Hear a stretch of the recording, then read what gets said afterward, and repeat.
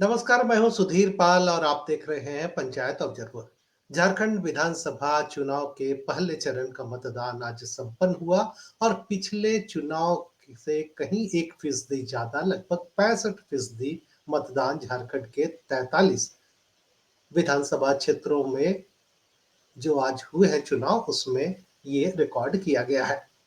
निश्चित तौर पर हर बार की तरह इस बार भी ग्रामीण क्षेत्रों में बम्पर वोटिंग हुई है, लेकिन शहरी क्षेत्रों में अब भी मतदान के प्रति उदासीनता का ही माहौल देखने को मिल रहा है।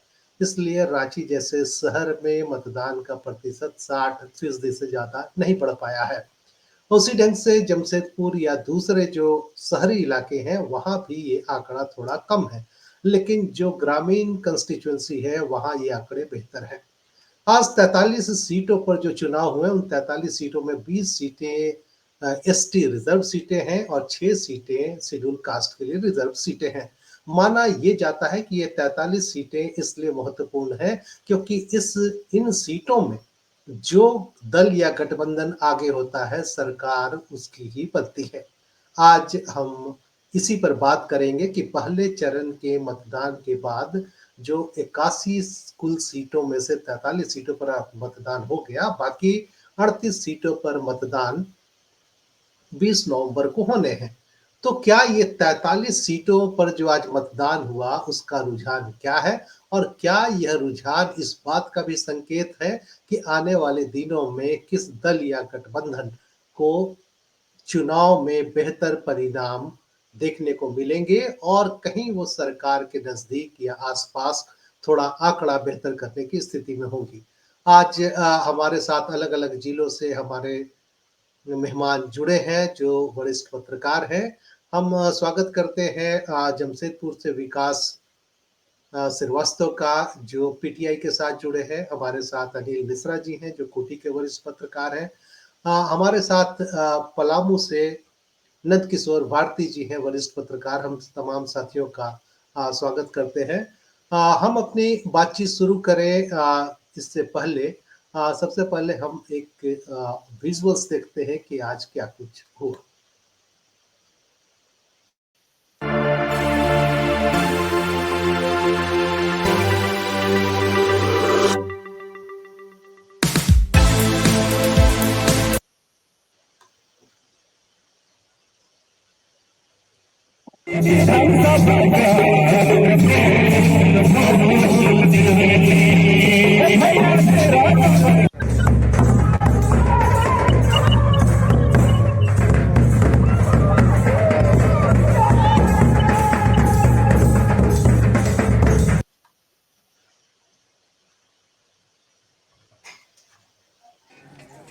तो हम अपने विशेषज्ञों से जो दिन भर आज चुनाव में रहे उनसे हम समझने की कोशिश करेंगे कि आज जो जिन 43 सीटों में वोट डाले गए हैं उन सीटों के प्रति लोगों के रुझान क्या रहा और लोगों ने किन मुद्दों या किन चेहरों या किन उम्मीदवारों के प्रति या उम्मीदवारों के किन अच्छे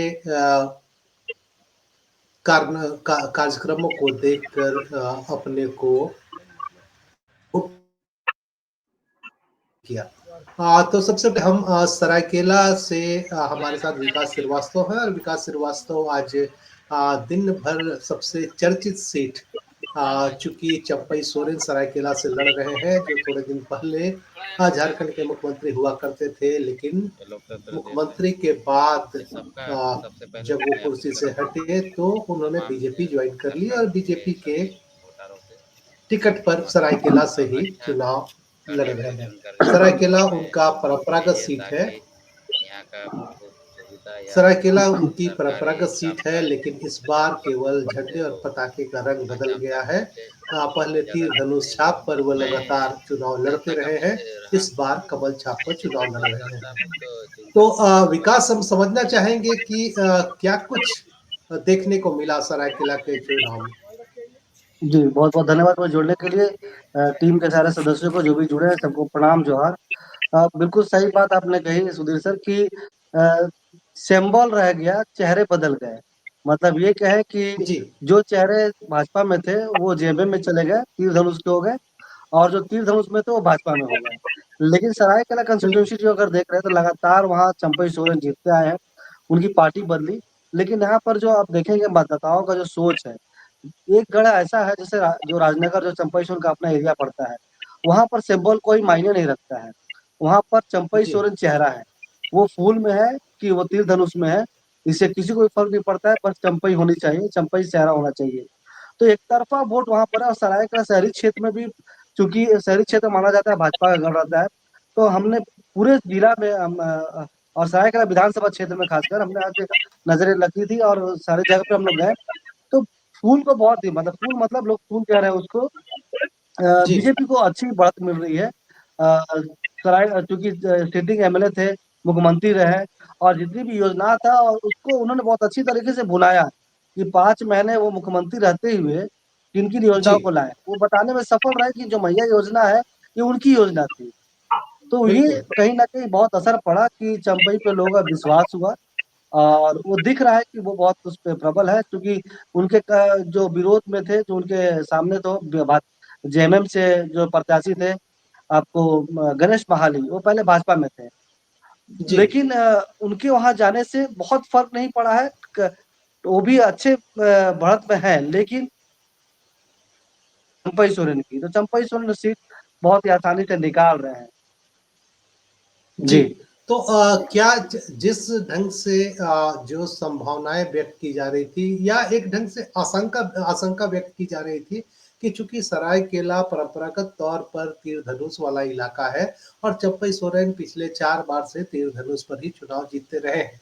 तो क्या चंपई सोरेन के पाला बदलने से जो पूरा का पूरा जनाधार है या जो वहाँ के वोटर्स हैं, क्या चंपई की व्यक्तिगत इतनी पकड़ उस जनाधार पर थी पार्टी के झंडे बैनर से अलग कि लोग चंपई दा के दूसरी तरफ शिफ्ट होने के बाद भी उनको ही वोट डाल रहे हैं? क्या अनुभव रहा आपका? बिल्कुल, देखिए एक धड़ा ऐसा है जो इस उनसे नाराज़ है, जो बहुत ही मतलब गहराई से या जो शुरू से जेएमएम के रहे हैं, उनको ऐसा जी, लगा कि नहीं उनका फैसला गलत है। कई लोगों से हम लोग बातें भी की, तो उनका ये कहना था कि चंपई सोरेन का फैसला गलत है, उनको भाजपा पार्टी में नहीं जाना चाहिए था, जिस पार्टी को उनको सींचा, जिस पार्टी को उन्होंने खड़ा किया, उस पार्टी को उनको बिल्कुल। छोड़ना नहीं चाहिए था।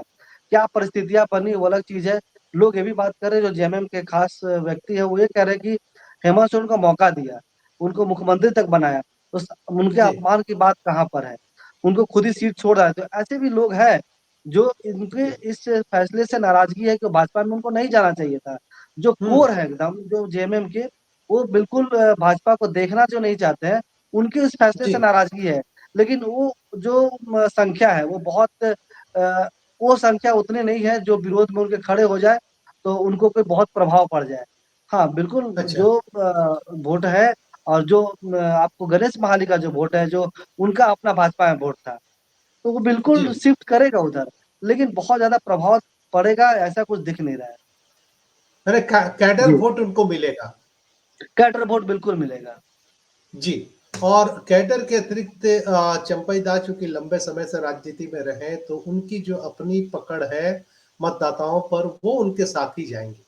और ये जी, इतनी बड़ी बिल्कुल। संख्या में होंगे कि उनके लिए ये सुरक्षा कवच होगा। विकास जी, जी, आपसे हम जमशेदपुर पूर्वी और पश्चिम सिंहभूम पर भी बात करेंगे, बिल्कुल। लेकिन उससे हुँ, पहले हमारे साथ खूंटी से जुड़े हैं अनिल मिश्रा जी। अनिल मिश्रा जी, खूंटी में 2 विधानसभा क्षेत्र है, खूंटी और तोरपा। और खूंटी में अजीब विडंबना ये है कि खूंटी सबसे ज़्यादा मूवमेंट वाला इलाका है, सबसे ज़्यादा जल जंगल ज़मीन वाला इलाका है, जहाँ लगातार आंदोलन होते रहे हैं। लेकिन चुनाव में अंततः जिन ताकतों के खिलाफ लोग आंदोलन करते हैं, उन्हीं ताकतों को जिताते भी हैं। ऐसी क्या खास बात है कि खूंटी में लगातार बीजेपी ही आगे आते रही है? और इस बार का क्या अनुमान है? कैसा रहा आज का पोलिंग और ओवरऑल क्या रुझान रहा? थोड़ा हम आपसे समझना चाहेंगे। सुरेश जी नमस्कार, सबको नमस्कार। जी, खूंटी विधानसभा क्षेत्र जो है, वो पिछले 5 बार से नीलकंठ सिंह जी, मुंडा लगातार जीत हासिल करते आए हैं। जी, और इसमें सबसे बड़ी बात है कि एक ओर ईसाई मतदाताओं का बिखराव, उनका मत जी, विभाजन और जो हिंदू और शरणार्थ धर्मावलंबी हैं, उनका एक मुश्त वोट अब तक जी, भाजपा को मिलता आया है। और 1999 जब झारखंड में विधानसभा का गठन ही नहीं हुआ था, पहले बिहार विधानसभा के लिए नीलकंठ सिंह मुंडा चुने गए थे। उस समय से लेकर जी। 2019 तक लगातार उन्होंने हुँ, उनका जो जीत का अंतर है वो लगातार बढ़ता गया है। लेकिन अच्छा। इस बार जो चुनाव की स्थिति है, ये शुरू में भाजपा इसको अपना ए प्लस में मान के चल रही थी कि खूंटी जीत हमारी निश्चित है, और हम जीतेंगे जी। ही। लेकिन राम सूर्या मुंडा ने उन्हें कड़ी चुनौती दी है। और हुँ, इस बार ये कहना बहुत मुश्किल है कि ऊंट किस करोड़ बैठेगा। बहुत अच्छा। नेक टू नेक फाइट है यहाँ पर। हुँ, नेक टू नेक फाइट है। एक तो नीलकंठ सिंह मुंडा पर ये आरोप लगता रहा है कि अर्जुन मुंडा लोकसभा चुनाव में उन्होंने अपने भाई कालीचरण मुंडा के पक्ष में, हाँ, जी। अप्रत्यक्ष रूप से उनको समर्थन दिया था। और ये भाजपा के उम्मीदवार अर्जुन मुंडा, है ना, का उन्होंने विरोध किया था। यही कारण था कि जी, खूंटी विधानसभा क्षेत्र से अर्जुन मुंडा 48,000 मतों से पीछे थे। जी, जी। तो इस बार भी थोड़ी सी नाराजगी हुई है, एंटी कॉमेंसी भी कहा जाए उनको, कि 5 बार से लगातार विधायक रहे हैं, तो लोगों में थोड़ी सी नाराजगी भी है। लेकिन भाजपा का संगठन यहाँ मजबूत है, इसलिए यह कहना बहुत मुश्किल है कि बाजी किसके हाथ में लगेगी। रह जी, गई तोरपा विधानसभा क्षेत्र में, तो निश्चित रूप से दोनों में नेक टू नेक टक्कर है अभी भी। एक और भाजपा के कार्यकर्ता और उसके नेता दावा कर रहे हैं कि हर हाल में हम इस सीट को जीतेंगे। वहीं झामुमो का जो रुझान है, और कल्पना सोरेन के आने के बाद यहाँ जी, तोरपा में, बानो में, खूंटी में, जलटंडा में इनकी सभा होने के बाद ग्रामीणों जी। में उनकी पकड़, और मैया सम्मान योजना का एक हुँ, अच्छा प्रभाव पड़ा है ग्रामीण, विशेषकर महिलाओं में। बिल्कुल। आज एक बर्तन धोने के लिए जब 4 महिलाएं जुड़ती हैं किसी चापानल के पास, तो पूछते हैं तोर खाता में पैसा अलग, मोर तो कैले हुँ, है। और कल रात को जो ये पैसा आया, जी। है ना, चुनाव अच्छा, कल के रात एक दिन नहीं आया। पहले, हाँ कल ही, जी, कल रात को ये जी। पैसा आया, तो इसका भी एक प्रभाव महिलाओं पर पड़ा बिल्कुल। है ना, है तो ना। तो ऐसी अ, निश्चित तौर पर अनिल जी बिल्कुल आप सही कह रहे हैं कि इस चुनाव में इंडिया अलायंस या इंडिया अलायंस से भी ज़्यादा अगर कहा जाए जेएमएम की बात हम लोग करें तो ये मुख्यमंत्री मैया योजना और अबुआ आवास ये 2 मास्टर स्ट्रोक रहा और निश्चित तौर पर पूरा चुनाव का कैंपेन अगर आप देखेंगे तो प्रचार अभियान में भी मुख्यमंत्री मैया योजना और अबुआ आवास पर ही इंडिया अलायंस ने बात भी की है। तो बिल्कुल आप सही कह रहे हैं और ऐन चुनाव से पहले महिलाओं के खाते में पैसा आना कहीं न कहीं इंडिया अलायंस को थोड़ा राहत देगा या उनको थोड़ा एज देगा। और निश्चित रूप से आप बता रहे हैं कि खूंटी में इस बार थोड़ा कड़ा मुकाबला है। कम हो गया, निश्चित रूप जी। से। देखिए, खूंटी में एकदम निश्चित रूप से सीधा मुकाबला है। ये उनके, हुँ, एक तो है कि जेएमएम का बैनर है, हुँ, और नीलकंठ सिंह मुंडा एक कद्दावर नेता माने जाते हैं। वो जी, राज्य के पूर्व ग्रामीण विकास मंत्री रहे हैं, संसदीय कार्य मंत्री रहे हैं, और 6 बार 5 बार से लगातार विधायक चुने जाते रहे हैं। जी, और दूसरी ओर है कि उनके कद काठी का कोई नेता यहाँ पर मने नजर नहीं आया। लेकिन राम सूर्या मुंडा ने जिस प्रकार टक्कर दी है उनको, जो जी, उनको समर्थन मिला ग्रामीण क्षेत्रों में विशेषकर, हुँ, और शहरी क्षेत्र में भी कुछ लोगों में नीलकंठ सिंह मुंडा को लेकर नाराजगी तो है ही, इसमें कोई दो मत हुँ, नहीं है, इसको इनकार नहीं किया जा सकता। पार्टी के नेता स्वयं स्वीकार करते हैं कि नीलकंठ सिंह मुंडा के प्रति कुछ नाराजगी लोगों में है। और तोरपा विधानसभा क्षेत्र में वर्तमान विधायक और भाजपा के उम्मीदवार कोचे मुंडा से सीधा टक्कर है वो उनका, ये भाजपा जेएमएम के सुदीप गुड़िया से। और ग्रामीण शहरी क्षेत्रों में विशेषकर हुँ, हिंदू हुँ, मतदाता है वो भाजपा की ओर गोलबंद है, जबकि ईसाई मतदाता हुँ, जेएमएम के पक्ष में गोलबंद हुए हैं। ये स्पष्ट रूप से दिख रहा है। और रह गया कि तोरपा क्षेत्र में कभी भाजपा की लीड रही नहीं और बानो क्षेत्र पर ही परिणाम निर्भर करता है।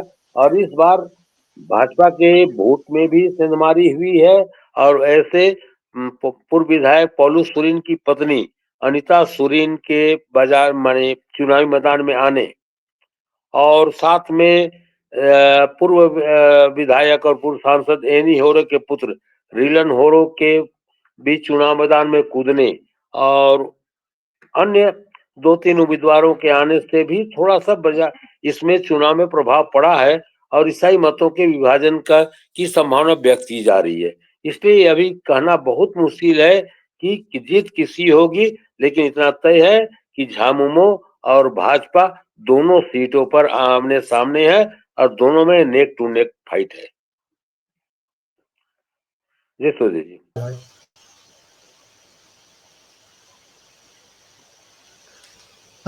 विकास, हम आपसे हमारे साथ नंद किशोर भारती हैं। नंद किशोर भारती, अगर आप हमारी आवाज सुन पा रहे हैं तो कृपया आप हमको। हाँ, नमस्कार, आपका जी जी स्वागत है। नंद किशोर जी जी भारती जी से हम थोड़ा समझना चाहेंगे पलामू की जो सीटें हैं, वहाँ क्या हालात आज रहे, पहले चरण के मतदान में रुझान क्या रहा और किन दलों या किन गठबंधन के बीच मुकाबला देखने को मिल रहा है। नंद किशोर जी। बहुत बहुत धन्यवाद सुधीर जी। आप सभी जी। आपके चैनल के सभी जो एक्सपर्ट के रूप में आए हुए हैं सबको नमस्कार और आपके चैनल के सभी दर्शकों को भी धन्यवाद। मैं बता जी। दूं कि यह विधानसभा चुनाव कई मायनों में बहुत ही निर्णायक है।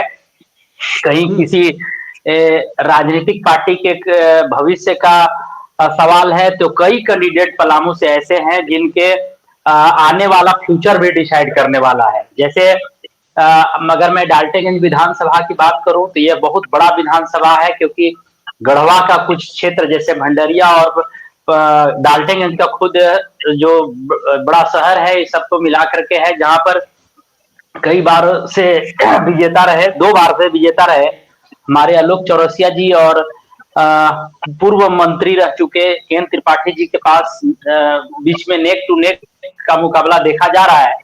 लेकिन जी। झारखंड के प्रथम विधानसभा अध्यक्ष रह चुके इंदर सिंह नामधारी के सुपुत्र दिलीप सिंह नामधारी भी बिल्कुल। अपने भाग्य को आजमाने और बहुत अच्छे फाइट में देते हुए नजर यहाँ पर आ रहे हैं। विशेष रूप से बात करूं यदि त्रिपाठी जी का, तो त्रिपाठी जी इस बार काफी अच्छे पोजीशन में नजर आ रहे हैं, क्योंकि महागठबंधन कहीं न कहीं लोगों को दिलों को जीतने में कामयाब हुई है। और जैसा कि अभी पूर्व के वक्ताओं ने कहा कि मैया सम्मान योजना कहीं न कहीं वर्तमान सरकार के एक मास्टर स्ट्रोक के रूप में काम तो की है और लोगों को दिलों को जीतने के काम में कामयाब हुई है। परंतु आलोक चौरसिया जी का अच्छा खासा वोट बैंक है, क्योंकि वो ओबीसी समाज से आते हैं और डाल्टनगंज विधानसभा में लगभग 20% से 25% ओबीसी की जनसंख्या होने के कारण लगभग 30 से 40 हजार वोट उनका एक मुश्त रिजर्व माना जाता है। परंतु अग्रिम पंक्ति से आने वाले खास करके जनरल के वोट भी यहाँ पर अच्छा खासा है। और त्रिपाठी जी जी। चूंकि विगत 10 वर्षों से काफी क्षेत्र में मेहनत किए हैं और चूंकि यहाँ महागठबंधन के प्रतिनिधि होने के चलते जेएमएम के भी इनका बहुत अच्छा खासा फायदा मिलेगा। और जैसे कि 2-3 विधानसभा में महागठबंधन की सरकारें अलग अलग कैंडिडेट खड़ा कर दी है, लेकिन डाल्टनगंज में ऐसा नहीं हुआ। इसका सीधा फायदा मिलता हुआ केन त्रिपाठी जी को प्रतीत होता है। यदि मैं, चूंकि यहाँ पर 5 विधानसभा है पलामू में, तो ये डाल्टनगंज विधानसभा में मैं कह सकता हूं कि यहाँ त्रिकोणीय मुकाबला है, लेकिन महागठबंधन और भाजपा कैंडिडेट आलोक चौरसिया जी के बीच में कांटे की टक्कर है। हो सकता है इन दोनों में से कोई एक प्रतिनिधि जीत हासिल करे, लेकिन जो जीत का अंतर होगा सुधीर जी वो बहुत कम होगा। और यदि आपके पास समय हो तो मैं अन्य विधानसभा के भी चर्चा करूं सुधीर जी। क्या आप मेरी आवाज सुन पा रहे हैं? हेलो फोन कॉल पहले। हेलो।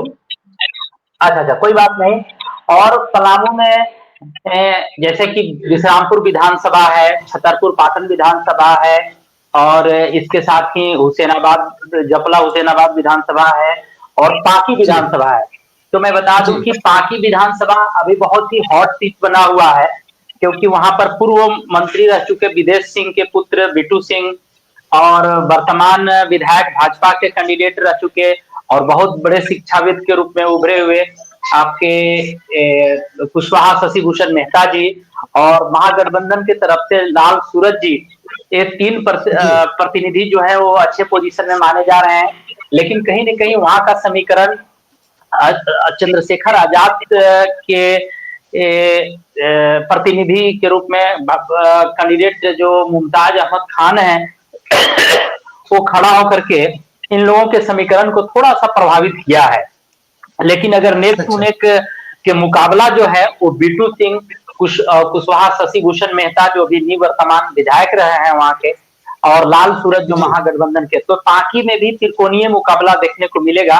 बहुत ही कम अंतर से वहां भी कोई प्रतिनिधि या कोई कैंडिडेट वहां से जीतने नजर आएंगे, क्योंकि दो तो पूर्व मंत्री के पुत्र हैं, जैसे मधु सिंह जो पूर्व भूमि सुधार मंत्री थे झारखंड के, हमको लगता है कि प्रथम जी थे अगर मैं गलत नहीं हूं तो उनके जी सुपुत्र हैं लाल सूरज जो महागठबंधन के उम्मीदवार हैं, और बिटू जी सिंह जो पूर्व मंत्री रह चुके और कई बार आई थिंक 3 से 4 बार विधायक रह चुके हैं, विदेश सिंह उनके सुपुत्र है, और अभी वर्तमान में विधायक है भाजपा के प्रतिनिधि के रूप में वहां से कुशवाहा शशि भूषण मेहता। तो इन तीनों के बीच में जी काफी कांटे का टक्कर है, और लेकिन ग्रामीण क्षेत्रों में थोड़ा सा समीकरण को खराब किया है चंद्रशेखर आजाद ने इन लोगों को। तो कहीं न कहीं हमको लगता है कि भाजपा की स्थिति अभी मजबूत है पाकी में। खैर आने वाला समय बताएगा। अगर मैं बात करूं छतरपुर पाटन विधानसभा की, तो छतरपुर पाटन विधानसभा में पूर्व सांसद मनोज कुमार के पत्नी, धर्मपत्नी पुष्पा देवी, जिसको पुष्पा भैया भी कहते हैं, उनकी पकड़ काफी मजबूत है। लेकिन पूर्व झारखंड सरकार के सचेतक यानी कि रघुवर दास जी के सरकार में सचेतक रह चुके राधा कृष्ण किशोर भी अभी काफी अच्छे कंडीशन में है। वो महागठबंधन के प्रतिनिधि के रूप में वहां पर अभी प्रतिनिधित्व किए और उन्होंने टिकट लेकर चुनाव में लड़ा, लेकिन कहीं न कहीं राधा कृष्ण किशोर के प्रति लोगों का रुझान उतना अच्छा नहीं दिखा, लेकिन टक्कर देने में कामयाब हो पाएंगे। लेकिन कहीं न कहीं छतरपुर पाटन विधानसभा स्पष्ट है कि भाजपा की झोली में जाना लगभग निश्चित है। मैं अगर यदि बात करूं सुधीर जी, हुसैनाबाद जपला, जी जी तो वहां पर टिकट बंटवारे के लगभग 10 दिन पहले समाजवादी पार्टी नहीं बल्कि शरद पवार जी के जो पार्टी थी उसे छोड़ करके कमलेश सिंह, पूर्व मंत्री रह एनसीपी चुके हाँ झारखंड के, हाँ एनसीपी छोड़ करके पूर्व मंत्री रह चुके कमलेश सिंह आकर के अभी भाजपा के गोद में बैठे हैं, तो भाजपा का अच्छा खासा उनको फायदा मिलने से जा रहा है। लेकिन वहां पर भाजपा के ही पूर्व कैडर रह चुके संजय सिंह और विनोद सिंह ने इनके विरोध में खड़ा हो गए हैं, तो कहीं न कहीं टक्कर देने में कामयाब तो नहीं होंगे, लेकिन कुछ वोट तो उनका बटेगा। लेकिन महागठबंधन बिल्कुल के तरफ से पूर्व विधायक रह चुके वहां पर संजय सिंह यादव जो लालटेन छाप से राष्ट्रीय जनता दल से चुनाव लड़ रहे हैं, कहीं न कहीं जी कमलेश सिंह और राष्ट्रीय जनता दल के संजय कुमार सिंह यादव के बीच में काफी कांटे की टक्कर है, और इन दोनों प्रतिनिधियों में ही बहुत कम अंतर से किसी की विजय हासिल होने वाली है। यदि मैं बात करूं विश्रामपुर विधानसभा, जो लगभग 30 किलोमीटर है डाल्टनगंज से, विश्रामपुर जी विधानसभा में पूर्व मंत्री रह चुके रामचंद्र चंद्रवंशी जो भाजपा के कैंडिडेट हैं, और वहां पर इस बार समाजवादी पार्टी के पहले बार उम्मीदवार खड़ा किया है अंजू सिंह जो पूर्व समाजसेवी अभिमन्यु सिंह की धर्मपत्नी है। लेकिन वहां पर तीसरे कैंडिडेट के रूप में उभरे हुए हैं बहुजन समाज पार्टी मायावती के पार्टी से राजन मेहता। तो इन जी, चूंकि राजन मेहता पिछले चुनाव में भी दूसरे स्थान पर रहे थे और इस बार चूंकि एंटी कन्वेंशन थोड़ा सा सत्ता के विरोध हुआ है विश्रामपुर विधानसभा में, तो चंद्रवंशी की स्थिति उतनी अच्छी नहीं मानी जाएगी क्योंकि एक तो अंजू सिंह काफी प्रभावित की हैं जो समाजवादी पार्टी से पहली बार चुनाव लड़ रही हैं, और जी, राजन मेहता की पिछली बार दूसरी स्थान था तो इस बार वो भी काफी मेहनत किए हैं। तो फिर भी रामचंद्र चंद्रवंशी का एक अच्छा खासा वोट है वहां पर। भाजपा का अपना पिछड़ी जाति और मध्यम जातियों का, जिसको मिडिल क्लास फैमिली अधिकतर भाजपा को वोट देते हैं, वहां जी। महागठबंधन का बहुत ज्यादा असर विश्रामपुर विधानसभा में नहीं है। इस प्रकार से हम कह सकते हैं महागठबंधन कि के जो बारे में बता रहे हैं। हाँ, सर नंदकिशोर जी, महागठबंधन की कि मैं समझना जी चाहूँगा कि जी पलामू की जो 5 सीटें हैं, उन 5 सीटों पर जो आपका विश्लेषण है, उसके हिसाब से विश्रामपुर सीट पर महागठबंधन का आप कह रहे हैं कि उतना असर देखने को नहीं मिल रहा है। नहीं मिल रहा है जी। जी, जी। महागठबंधन का सीट यदि मैं सिक्योर कहूं तो एक सीट है, 5 विधानसभा सीटों में से एक सिक्योर है। वो हुँ, या तो डाल्टनगंज, या जी, तो डाल्टनगंज, या जी। तो पाही, या तो अदरवाइज पाकी। बाकी महागठबंधन के हाँ, लिए आप महागठबंधन के लिए, लेकिन पार्टी में 50-50 चांस है। डाल्टनगंज में ओके, 60-40 का रेशियो है। ओके। डाल्टनगंज में 60-40 का रेशियो है, जहां केएन जी, त्रिपाठी जी महागठबंधन के उम्मीदवार के रूप में यहाँ पर उभरे हैं, तो जी। इनका चांस है। अदरवाइज 5 विधानसभा क्षेत्र से भाजपा को 4 तो श्योर है, और अगर मिलता है तो मात्र एक सीट महागठबंधन को पलामू से मिलने जा रहा है। जी। जी तो वापस हम विकास के पास चलेंगे।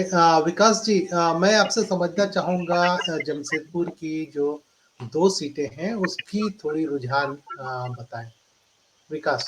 जमशेदपुर पूर्वी और पश्चिमी की हम बात करें तो पूर्वी में इस बार जो कहा जाता है एक तरफा होगा। अब रघुवर दास ने अपनी बहू को टिकट दिलाया और उनके टिकट दिलाने के साथ ही जो विरोध के स्वर पैदा हुए, बीजेपी में अंतरकलह हो गया।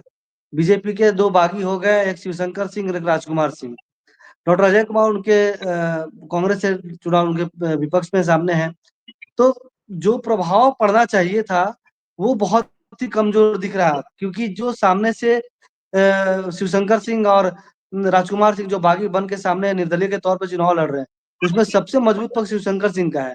क्योंकि पिछले 5 साल से शिवशंकर सिंह लगातार क्षेत्र में काम कर रहे हैं और वो इसलिए काम कर रहे थे कि उनको टिकट मिलेगा। हालाँकि वो चुनाव इसलिए लड़ रहे हैं ये कह के कि हम परिवारवाद के खिलाफ में हैं। लेकिन कहीं न कहीं वो इच्छा पाल रखे थे, वो लगातार क्षेत्र में काम कर रहे थे, समाज सेवा कर रहे थे उपाय में है। और उनकी पहचान भी एक सामाजिक कार्यकर्ता के तौर पे है और लोग उन्हें पसंद भी करते हैं। जब जब बहू को टिकट दिया गया तो कई लोगों ने विरोध किया और लेकिन अचानक जब उनकी बहू ने एक नए तरीके से नए तेवर में मार्केट में आई और लोगों से कनेक्ट हुई। बहुत ही बेहतर तरीके से उन्होंने चुनाव प्रचार भी किया, लोगों से कनेक्ट भी हुई, लेकिन समय तुरंत-तुरंत बदला। पूर्वी में बहुत ही तेज़ी से बदलाव, हर दिन एक नया चीज़ देखने को मिल रहा था कि जितना भारी पूर्णिमा साहू पड़ रही थी, उतना ही भारी शिवशंकर सिंह पड़ रहे हैं। डॉक्टर अजय कुमार अपना प्रचार में लगे हैं, लेकिन लड़ाई कहाँ जा रही थी? अपने ही मतलब बीजेपी के लोग से ही। डॉक्टर अजय कुमार तो विरोधी हैं ही, वो तो कांग्रेस के हैं ही, उनका तो सामने से उनसे लड़ाई है। लेकिन लड़ाई में सबसे अधिक घात वहाँ से पड़ रहा, तो उनको सबसे अधिक बचाव कर रहे थे उनसे, जो आज वोटिंग के दिन भी देखने को मिला। वोटिंग में कई जगहों पर शिवशंकर सिंह ने बीजेपी को बड़ी चोट दी है और जो एक नाराज वर्ग था, वो नाराज वर्ग पूरे तरीके से शिवशंकर सिंह के साथ चला गया। इस सीट पे पिछली बार जब रघुवर दास के खिलाफ में सयूर राय चुनाव लड़े थे, तो सयूर राय के खिलाफ में माहौल था, माफ कीजिएगा, रघुवर दास के खिलाफ में माहौल था, लोगों ने सयूर जी, राय को जिताया। इस बार सयूर राय जब अपनी पार्टी छोड़कर जेडीयू में शामिल हुए और उस शर्त पर वो पश्चिम चले गए, तो उनकी जो पार्टी थी, जो उनके कार्यकर्ता थे, उनके जो पार्टी के पदाधिकारी थे, वो खुद कहीं न कहीं अपने आप को अकेला महसूस कर रहे हैं, कहाँ जाएँ? तो भाजपा उनको ले नहीं सकती थी, भाजपा में वो जा नहीं सकते थे। वो सारे कार्यकर्ता, सारे पदाधिकारी जो है, सीधे तौर पे वो शिवशंकर सिंह के साथ शिफ्ट हो गए। तो पूरे 5 साल में सयूर राय ने अपनी पार्टी को पूर्वी में बहुत तरीके से मजबूती से खड़ा किया था, लड़ाई लड़ा था, तो कहीं न कहीं उनका ये प्रभाव है। राय जी का एक जो उनके कमेटी का युवा अध्यक्ष था अमित सिंह, वो निर्दलीय चुनाव लड़ा, लेकिन अचानक वो चुनाव से अपना नाम वापसी ले लिया और जाकर शिवशंकर सिंह को समर्थन कर दिया। तो कहीं न कहीं रघुवर दास की बहू पूर्णिमा साहू को बहुत ही प्रभाव करेगा। भाजपा के वोट कट रहे हैं और यहाँ चुनाव त्रिकोणीय हो गया है। शिवशंकर सिंह को बहुत अच्छा वोट आने वाला है। दूसरी चीज़ जो राजकुमार सिंह है, राजकुमार सिंह भी एक अच्छे चेहरे हैं, लोग उन्हें पसंद करते हैं। कहा ये भी जा रहा है कि अगर शिवशंकर सिंह इस सीन में नहीं होते, तो राजकुमार सिंह क्लीन स्वीप कर जाते यहाँ से, भाजपा के या फिर अच्छा। निर्दलीय भी होते तो भी। तो लेकिन उनका एक अपना वोट बैंक है, वो कुछ वोट काटेंगे ही। वो भी वोट भाजपा के ही काटेंगे और शिवशंकर सिंह भी वोट भाजपा के और जो उनके अपने व्यक्तिगत वोट है, वो भी काटेंगे उनको। तो ये पूरा तो पूर्वी का जो मामला है त्रिकोणीय है और चर्चा ये भी है कि कहीं जी, ऐसा ना हो कि भाजपा यहाँ 3 नंबर में चले जाए। जीत का अंतर बहुत कम होगा, लेकिन अगर हार का अगर भाजपा यहाँ पर हारती है, तो 3 नंबर पे सीधे लुढ़क कर आएगी। जी, तो पश्चिम का ये अगर आप मैं बात सब करेंगे, तो पश्चिम में भी विकास मामला बहुत ही ए, क्लोज़ फाइट का है। एक मिनट मैं रोकना चाहूंगा विकास आपको थोड़ा पूर्वी पर हम लोग जी, समझने की कोशिश जी। करें क्योंकि पूर्वी एक महत्वपूर्ण सीट है और रघुवर दास जी ने 25 सालों से ज्यादा समय से उस सीट को सींचा है और अपनी बहू को इस बार उन्होंने वहां से प्रत्याशी के तौर पर खड़ा किया और आप जो बता रहे हैं कि वहां जो बागी जिनकी बात आपने की तो क्या जो बागी उम्मीदवार जो बीजेपी से हट के बीजेपी के खिलाफ खड़ा हुए हैं इस चुनाव में क्या वो इतना मत या वोट ला पाएंगे कि बीजेपी को नुकसान पहुंचा पाएंगे? क्या लग रहा है? थोड़ी आवाज़ कटी आपकी। मैं आपकी कह थोड़ी रहा हूं कि आवाज़ कट क्या रही थी। वो इतना वोट सवाल क्लियर नहीं लाएंगे है। कि विकास जी मैं आपसे समझना ये चाह रहा हूं। हाँ, अभी आवाज आ रही है क्या? हाँ, आ रही है। विकास जी, मैं आपसे ये समझना चाहूंगा कि क्या जो बागी कैंडिडेट हैं वो इतना वोट लाएंगे कि बीजेपी को नुकसान होगा? क्योंकि बीजेपी का वो हाँ, परंपरागत तौर बिल्कुल। पर बड़ा मजबूत सीट है। हाँ, परंपरागत सीट रहा है बिल्कुल और राय जी के जाने के बाद भी जो भी भाजपा के लोग थे, वो जो नाराज़ लोग थे, वो भाजपा के साथ ही है। और अगर हम फिर से अब थोड़ा बैक में जाते हैं पिछले 2019 के चुनाव में, कि जो रघुवर दास के खिलाफ में माहौल था, सयूर राय को लोगों ने जिताया, लेकिन कुछ जी, कुछ महीने के बाद ही 2019 में कुछ महीने के बाद ही कुछ ऐसे माहौल बने, कुछ ऐसे मामले आए कि लोग रघुवर दास से जो नाराज़गी थी दूर होती गई। लेकिन जब फिर जी, एक बार रघुवर दास ने सीट को लेकर टिकट को लेकर जिस तरीके से विवाद किया और भाजपा संगठन पर दबाव बनाया कि शायद आपको भी मालूम हो कि ये बहू को टिकट भाजपा संगठन ने दिया है, रघुवर दास ने नहीं जी। दिलाया है। रघुवर दास आखिरी तक टिकट अपने लिए माँग रहे थे, लेकिन संगठन ने अच्छा, उन्हें कहा कि आप चुपचाप अपने काम कीजिए, आप अपना जहाँ आपको रखा गया उसकी ज़िम्मेदारी निभाइए। तब इस पूरे झगड़ा को दूर करने के लिए उन्होंने सीधे बहू को टिकट दे दिया और जी, बहुत ही विरोध है, अंतर्कलह है। क्योंकि अगर आप समझना चाहिएगा तो इस तरह समझिए कि जो सेकंड लाइन के लीडर हैं, जिनको ये आशा है कि अब टिकट उनको मिलेगा या अगली बार चुनाव में वो लड़ेंगे। चूँकि उनकी बहू पूर्णिमा साहू यंग है और अगर इस बार वो जीत जाती हैं, तो आप ये मान के चलिए कि अगले 20 साल तक उस सीट को फिर अपने पास रखेंगी। टिकट अगली जी, बार भी उन्हीं को मिलेगा। हारती है तो अलग चीज़ है, अगर जीत जाती है, तो अगली बार भी टिकट उन्हीं के पास होगा। तो जो सेकंड लाइन के बिल्कुल। लीडर हैं, वो फिर उनके पास कोई काम नहीं रहेगा। पॉलिटिकल वो बेरोज़गार हो जाएँगे। तो ऐसे अंतर्कलह भी अंदर है जो वो जो अंदर-अंदर घात पहुँचाने का काम करेंगे कि वो हार जाए ताकि आपको वो सेकंड जब अगली बार चुनाव हो तो टिकट का रास्ता उनका साफ हो सके। इसीलिए ये बिल्कुल, कहा नहीं जा सकता है कि वोट नहीं कटेंगे। शिवशंकर सिंह के साथ भी अच्छे लोग मतलब बहुत लोग जुड़े हैं और काम कर रहे हैं। आपको मैंने कहा कि सही राय की जो टीम है, वो पूरी की तरह पूरा शिफ्ट हो गई है। तो उन बिल्कुल। लोग भी अपना एक जनाधार बनाए थे। हाँ, हम्म, वोट इतना नहीं लाएंगे कि बहुत तो जीत जाए, लेकिन त्रिकोणीय मामला है और क्लोज फाइट का होगा। वोटिंग का और जीत का जो अंतर वो भी बहुत ही मार्जिन में होगा। और मैं आपको बताऊं कि डॉक्टर अजय कुमार का जो बात है, मैं जी क्यों बोल रहा हूँ त्रिकोणीय है कि कुछ भी हो सकता है। डॉक्टर अजय कुमार खुद भी बटे हैं कांग्रेस में, यहाँ हमेशा अंतर कलह रहा, यहाँ संगठन तीन हिस्से में रहा। बिल्कुल। डॉक्टर अजय कुमार का विरोध लगातार हुआ, यहाँ हम्म। केंद्रीय स्तर के मंत्री केंद्रीय स्तर के संगठन के नेता हैं, उनके समक्ष मारपीट जैसी घटना हो गई। डॉक्टर अजय कुमार अपना नारा लगवा रहे हैं, यहाँ के जो जिला अध्यक्ष है वो अपने नाम का नारा लगवा रहे हैं। और आपको बता दूं कि आखिरी वक्त तक उनका जिला अध्यक्ष जो है उनके साथ नहीं था, बहुत ही दबाव में उनके साथ मंच साझा किया। और उनके अच्छा। जितने लड़के हैं वो शिवशंकर सिंह के लिए काम कर रहे हैं। तो मैं बार बार इसलिए कह रहा हूँ त्रिकोणीय मामला होगा ही, कुछ भी हो सकता है। और जी पूर्णिमा साहू बहुत आसान तरीके से जीतने नहीं जा रही हैं, और अगर वो हारती बिल्कुल। हैं तो ये मान लीजिए कि वो 3 नंबर पे होंगी, वो 2 नंबर पे नहीं हम्म। होंगी। जीत जाए अच्छा। अलग चीज है, हारेंगी तो 3 नंबर पे।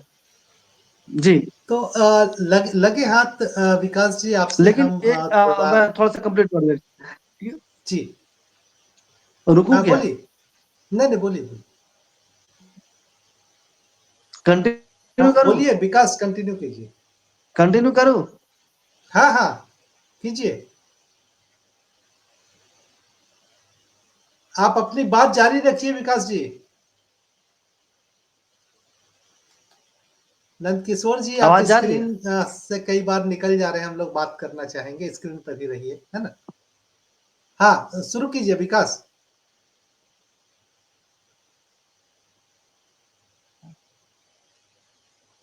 हाँ विकास, आप अपनी बात कहिए। आ रही है आवाज?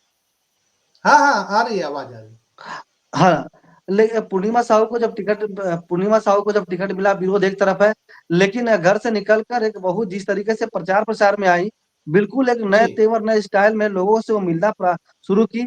मतलब हर घर तक हर लोगों से कनेक्ट की, महिलाओं को अपने आप से कनेक्ट की, पैर छू लेना, बुजुर्गों का पैर छू लेना, महिलाओं से गले मिल लेना और घर घर तक जाना। मतलब उनका जो कैंपेनिंग चला, कैंपेनिंग में कोई कमी नहीं। अगर व्यक्तिगत तौर पर पूर्णिमा साहू एक प्रत्याशी के तौर पर देखिएगा, उन्होंने बहुत जी मेहनत की है, बहुत ही मतलब लोगों से करंट लगा कि नहीं कोई नई प्रत्याशी है, कोई घर की बहू को लाकर टिकट दे दियागा। एक मंझे हुए प्रत्याशी खिलाड़ी की तरह उन्होंने पूरे फील्ड में काम किया। और अगर आप बात करें रघुवर दास का, जो बात था कि रघुवर दास के जो अपने करीबी लोग हैं जिन्होंने उनकी नैया जी डुबोई, आपको मैं बता दूं कि उन लोगों को पूरे चुनाव प्रक्रिया से दूर रखा गया है, पूर्णिमा साहू से दूर रखा गया है। उनके परिवार के हम्म। कई सदस्य हैं जो रघुवर दास के लिए काल बने थे, उन लोगों को अंडरग्राउंड कर दिया गया है। उनके भाई अच्छा। मूलचंद गायब हैं, वो जमशेदपुर में है भी कि नहीं भी नहीं पता, ताकि किसी भी तरीके से कोई दिक्कत ना आए।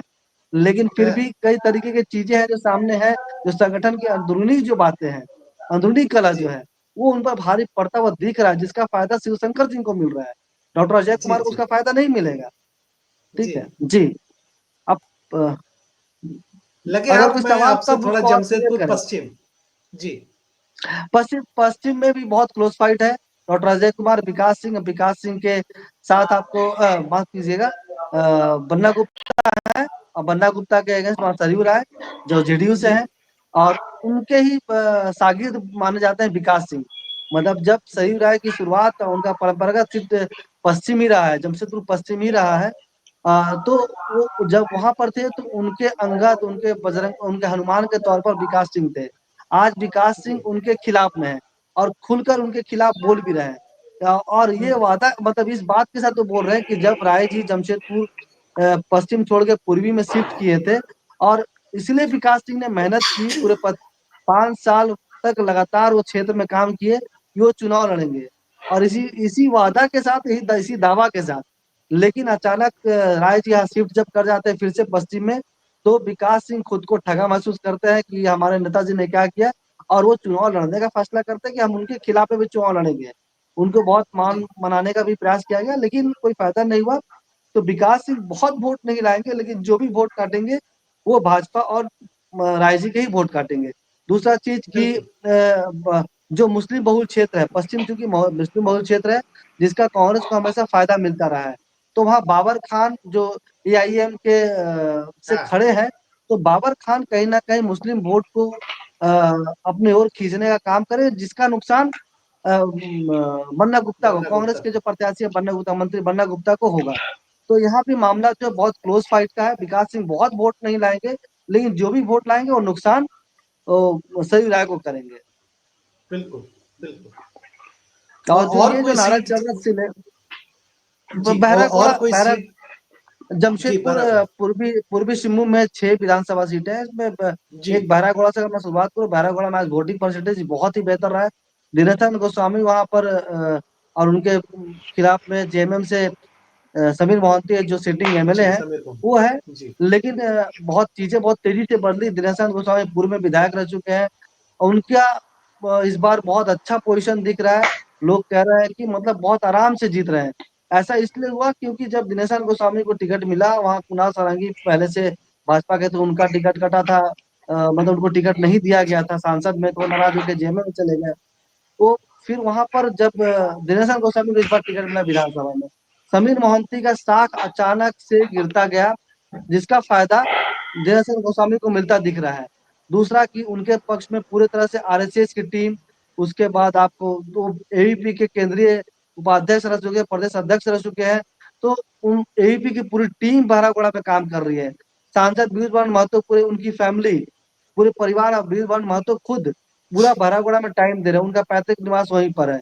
इसका फायदा उनको दिख रहा है बहुत ही। एक जो कोल्हान से 5 सीटें आने की बात की जा रही है भाजपा को, उसमें सबसे मतलब अगर कोई भी मजबूती से कह रहा है कि नहीं, अगर कोई सीट श्योर नहीं कर रहा है, तो वो बहरागोड़ा सीट को ही बोला जा रहा है। बाकी सीट पे लोग प्लस माइनस की बात कर रहे हैं। जैसे मैंने आपको पश्चिम पूर्वी की बात की, आपको अगर मैं कोल्हान में और भी सीटों बात करूँ, तो वो लोग जहाँ प्लस माइनस की बात कर रहे हैं, बहरागोड़ा सीट को बहुत ही श्योर बता रहे हैं कि भाजपा बहुत आसानी से उस सीट को ला रही है। बहरागोड़ा के बारे जो आप बता रहे हैं कि बहुत श्योर शॉर्ट सीट है, ये किस आधार पर माने कह रहे हैं? समीर मोहंती चूंकि जब वो चुनाव जीत के आए, तो कई तरह की शिकायतें और संगठन में भी जो उनकी लोग कई नाराज थे, नाराज कार्यकर्ता है जो उनके खिलाफ है, और बहुत लोग अंधाधुंध रूप से दिनेशन गोस्वामी के साथ काम कर रहे हैं। तो जो हेलो बन रही है जो हेलो। दिनेशानंद गोस्वामी के लिए रास्ता आसान बिल्कुल बना रही है। बिल्कुल बिल्कुल बिल्कुल काम जी, कर रहे हैं, उनके लिए काम कर रहे हैं, उनके साथ संगठन से जुड़े हुए हैं। मतलब है जेएमएम में काम कर रहे हैं दिनेशन गोस्वामी के लिए। कई ऐसी बातें सामने आई अच्छा, है। अच्छा। वहाँ ये की लोकल रिपोर्ट में चूंकि आपको एक बात ये भी कही जा रही थी कि समीर मोहंती अपना मेंटोर मानते हैं विद्युत वरण महतो को, और उन्होंने कई बार सार्वजनिक तौर पर भी कहा है कि विद्युत वरण महतो बिल्कुल। हमारे मेंटोर। और विद्युत वरण महतो का खासकर बंगला और उड़िया समुदाय के बीच जो है काफी अच्छी पकड़ है, और महतो के बीच जी भी। तो आपका जो इशारा है उसके हिसाब से मुझे ये लग रहा है कि विद्युत वरण महतो आ, के साथ दिए जाने की वजह से जी जी दिनेशानंद गोस्वामी बेहतर कर पा रहे बिल्कुल बिल्कुल। पूरे सांसद खुद ही लगे हुए हैं। उनका उस क्षेत्र में अपना पैतृक स्थान है, पैतृक निवास है, और वो वहां से विधायक रह चुके हैं। तो उनका उनकी पकड़ वहाँ के समाज में उनके जो जाति है उसे सबसे अधिक है। तो इसलिए जो दिनेशन हैं। गोस्वामी की मजबूती जो दिख रही है, उसमें पूरी हम्म, तरीके से वीरवन महतो का ही उसमें उनका दिख रहा है कि उनके कारण उस सीट को कंफर्म देखा जा रहा है। जी जी। तो ये आपने एक चर्चा की कि कोल्हान में 5 सीटों की उम्मीद, ये क्या बीजेपी कर रही है? बीजेपी कर रही है। बीजेपी नहीं, बीजेपी तो पूरे 14 सीट का दावा कर रही है। प्रतुल जी, सहदेव आए इस थे, उन्होंने दावा किया कि पिछली बार हम लोग सुपड़ा साफ थे, इस बार हम लोग क्लीन स्वीप करेंगे 14 के 14 सीटों पे। लेकिन ये मीडिया रिपोर्ट और जो हम लोग की अपनी रिपोर्ट है, उस पे ये 5 सीट पर देखा जा रहा है कि भाजपा कहीं ना कहीं 5 सीट ला रही है। उसमें एक आपको बहरागोड़ा को माना जा रहा है, दूसरा आपको चाईबासा जहाँ जगन्नाथपुर गीता कोड़ा का सीट देखा जा रहा है, बड़कौर जी, गगराई जो बजगांव से है उनका सीट देखा जा रहा है। 3 सीट को बहुत कंफर्म देख के चला जा रहा है। और दूसरी जो जमशेदपुर पूर्वी की बात करें, जमशेदपुर पूर्वी में क्लोज फाइट माना जा रहा है कि बीजेपी यहाँ निकाल लेगी, तो इस सीट को भी जी। गिन के रखा गया है। और दूसरा मीरा अच्छा, मुंडा का सीट जो पोटका है, पोटका को भी निकल जाएगा क्योंकि बोलते हैं। पोटका निकल जाएगा, उसमें ये माना जा रहा है कि अर्जुन मुंडा जी ने वहाँ दिन रात मेहनत की है और संथाल वोट जो वहाँ कट रहा था, जो संथाल खरसवा में नाराज थे, वही संथाल को पोटका में खुश करने का प्रयास किया गया है। जो संथाल संजीव सरदार से नाराज हुए, उनको साधने का प्रयास किया गया है। मुंडा जी ने वहाँ अच्छा। पर जो मंडल वोट है, जो पूरे से मंडल वोट, गोराई वोट, ये समाज का वोट जो संजीव सरदार को जाता है, अर्जुन मुंडा वहाँ दिन रात काम करके उस वोट को साधने का काम किए हैं, सेंधमारी करने का काम किए और उसपे सफलता दिख रही है उनको। दूसरा कि इसमें जो बिहारी बेल्ट आता है, बागबेड़ा जी। एरिया, किताडी एरिया, जो ये बिहारी बेल्ट है, बिहारी बेल्ट शुरू से ही भाजपा का रहा है। पिछले वर्ष मेनका सरदार थी, मेनका सरदार से नाराजगी थी, लेकिन मुंडा जी की अपनी एक साख है, वो हर समाज में उनकी अपनी एक अलग पकड़ है, उनकी एक कला है लोगों को मना लेने की। तो बागबेड़ा में वो बिहारी बेल्ट में घूमे हैं और वहाँ दिख रहा आज भी जो वहाँ वोटिंग पड़ा है, लोग कह रहे हैं कि 80% जो वोट है, वो आपको भाजपा के फेवर में ही गया है, कमल फूल में ही गया है। उसका केवल एक कारण है अर्जुन मुंडा। अच्छा। लोग तो मुझे कमल लग को रहा है चाहते कि अर्जुन मुंडा के लिए ये चुनाव बेहद महत्वपूर्ण है, क्योंकि हैं। वो बिल्कुल। खुद ये चुनाव इस बार नहीं लड़ रहे हैं। लेकिन मुझे थोड़ा ताज्जुब विकास इसलिए हो रहा है कि अभी हम आनंद किशोर भारती जी को सुन रहे थे और उन्होंने कहा कि मुख्यमंत्री मैया योजना का जबरदस्त प्रभाव देखने हाँ। को मिल रहा है क्षेत्र जी, में। तो बिल्कुल। क्या आप जैसा कुल्हान बता रहे हैं, कुल्हान चूंकि पिछली चुनाव में 2019 वाले चुनाव में बीजेपी शून्य पर आउट हुई थी, अगर 5 जैसा आप बता रहे हैं और कई मीडिया के साथी से हमने भी बात की कि उनका भी इसी ढंग की उम्मीद उनको भी है कि वहां सीटें मिलेंगी। तो 5 सीट अगर कोल्हान में बीजेपी को मिल जाता है, तब तो मुझे लगता है कि बहुत चौंकाने वाले परिणाम हम लोगों को देखने को मिलेंगे 23 नवंबर को, क्योंकि बाकी जी, उत्तरी छोटा नागपुर में बीजेपी तो मजबूत है और दक्षिण छोटा नागपुर जो उन्नाव पट्टी है, वहां भी बीजेपी की स्थिति भले 2019 में बेहतर नहीं थी, लेकिन वो स्थिति बेहतर है। तो अगर और फिर पलामू में नंद किशोर भारती जी जो बता रहे हैं, उस लिहाज से तो मुझे लग रहा है कि ये 8-10 दिन पहले तक जिस ढंग से स्थिति बन रही थी कि इंडिया अलायंस जो है एकदम हर तरफ प्रचार अभियान में आगे था और लोगों के रुझान उसकी तरफ देखने को मिल रहे थे, लेकिन जो ग्राउंड रिपोर्ट आप कर रहे हैं उसके हिसाब से मुझे लगता है कि कांटे की टक्कर है और कुछ भी कहना इतना आसान नहीं है। तो देखिए जी मैया सम्मान योजना की बोलिए। आपने बात की, बिल्कुल मैया सम्मान योजना का प्रभाव इस क्षेत्र में भी है। लेकिन जी कहा आपने ना कि जिस तरह से एंटी जी जो सिटिंग एमएलए हैं, उनके खिलाफ में, उनके व्यवहार के खिलाफ में, उनके क्रियाकलाप के खिलाफ में जो माहौल है, योजना का फायदा बिल्कुल जेएम को मिल रहा है। ऐसा नहीं है कि यहाँ भी लोग मैया योजना को लेकर बहुत खुश है, महिलाओं बिल्कुल। का खासकर तौर के महिलाएं उसके प्रति आकर्षित है कि जेएमएम सरकार ने, कांग्रेस मतलब जो इंडिया अलायंस की सरकार है, उनको मैया सम्मान योजना से हर माह 1,000 जो मिल रहा है और दिसंबर में 2,500 रुपया होने वाला है, बिल्कुल इसका प्रभाव पड़ा है। लेकिन वही चीज को लेकर ये बीजेपी ने जो पूरा प्रोपेगेंडा जो सवाल माफ कीजिएगा, जो भी प्रचार प्रसार किया है कि दिसंबर जी में ये पैसा नहीं मिलने जा रहा है, उनकी सरकार नहीं आएगी, ये बंद हो जाएगा, हम लोग 2100 देंगे। तो जी वो भी कहीं ना कहीं काम किया। तो भाजपा का जो कोर वोटर है, जो भाजपा के जो वोटर है, जो उसको वो लोग बनाने में कामयाब है कि हम लोग भी आएंगे तो हम लोग देंगे, जेएमएम आएगी तो अभी पैसा दे रही बंद कर देगी। लेकिन भैया योजना का प्रभाव निश्चित तौर पर है। लेकिन जो 5 सीट है, अगर पूरा प्रभाव नहीं होता, तो आपको कोल्हान की 14 सीट जो वो दावा कर रहे हैं, वो सीट आपको मीडिया बिल्कुल। रिपोर्ट में भी मिलती। लेकिन ये जी 5 ऐसी सीटें हैं, जहां पर बीजेपी ने ये साधने में प्रयास किया या लोगों की नाराजगी को टच करने का प्रयास किया है, जो जी संजीव सरदार के साथ है, जो आपको जगन्नाथपुर में है, जो आपको मझगांव में है, जो आपको बहरागोड़ा में है। समीर बिल्कुल। मोहंती एक ठेकेदार बालू, उनका मतलब एक अलग तरीके से उनको देखा जाता है। चुनाव जीत गए, क्योंकि कुणाल पार्टी छोड़ के भाजपा में गए थे, कुणाल से नाराजगी थी जी कि वो कुणाल जेएमएम से विधायक थे, फिर वो अचानक जी पार्टी छोड़ के बीजेपी में आए। तो जो आजसू से थे आपको समीर मोहंती, वो जेएमएम शामिल किए, तो कुणाल के खिलाफ में समीर मोहंती थे, इसीलिए समीर मोहंती बिल्कुल। जीत गए। इस बार माहौल अलग है, इसीलिए समीर मोहंती को इस बार माना जा रहा है कि वो कमजोर पड़ेंगे। तो ये मैया योजना का बिल्कुल। फायदा बिल्कुल है, लेकिन भाजपा उन सीटों पर स्थानीय अपने स्तर आप पर को अगर हाँ, विधायक ने बिल्कुल, जी, बेहतर काम बिल्कुल, नहीं किया तो लोग उसके खिलाफ भी जा रहे हैं। उसके ये खिलाफ में, जी, संदेश जो है। बिल्कुल। जी। बिल्कुल सही। बिल्कुल हम बातचीत को यही समाप्त करेंगे। मैं नंदकिशोर भारती जी से एक बार समझना चाहूँगा कि पलामू की जो 5 सीटें हैं, उन 5 सीटों पर आपकी बातचीत से जो मुझे अंदाज़ा लगा कि एनडीए अलायंस बेहतर स्थिति में है। शायद आप यही बता रहे थे। और कुछ सीटों जी पर आपने कहा कि अगर महागठबंधन को सीट मिलनी है तो हमको सीट मिलनी है। तो जी आप दोनों साथी फील्ड में हैं और नज़दीक से ग्रासरूट की पल्स को समझ रहे हैं, तो मुझे लग रहा है कि बेहतर जानकारी आप हमारे दर्शकों को दे पा रहे हैं। हम इस बातचीत को यहीं समाप्त करेंगे और आपकी बातचीत से ये समझ आया, तो हम अपने दर्शकों को बताना चाहेंगे कि जो 43 सीटों पर आज चुनाव हुए हैं, उन 43 सीटों पर जो अनुमान या रुझान मिल रहा है, वो बीजेपी इतनी कमज़ोर स्थिति में नहीं है, जितनी कमज़ोर उसे बताई जा रही है। या महागठबंधन इस स्थिति में नहीं है कि कहा जाए कि क्लीन स्वीप होगा।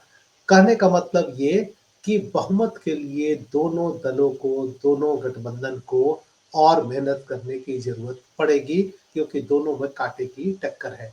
आप दोनों साथियों का बहुत धन्यवाद, अनिल जी का भी धन्यवाद जिन्होंने खूंटी कंस्टिट्यूएंसी खूंटी के 2 विधानसभा क्षेत्रों तोरपा और खूंटी के बारे जानकारी, और विकास जी को भी धन्यवाद, नंदकिशोर भारती जी को धन्यवाद। अ, ये आज के विशेष में इतना ही। यदि आपको हमारा कार्यक्रम पसंद आता है तो आप लाइक करें। यदि आपने सब्सक्राइब नहीं किया है तो सब्सक्राइब करें, ये बिल्कुल मुफ्त है। धन्यवाद।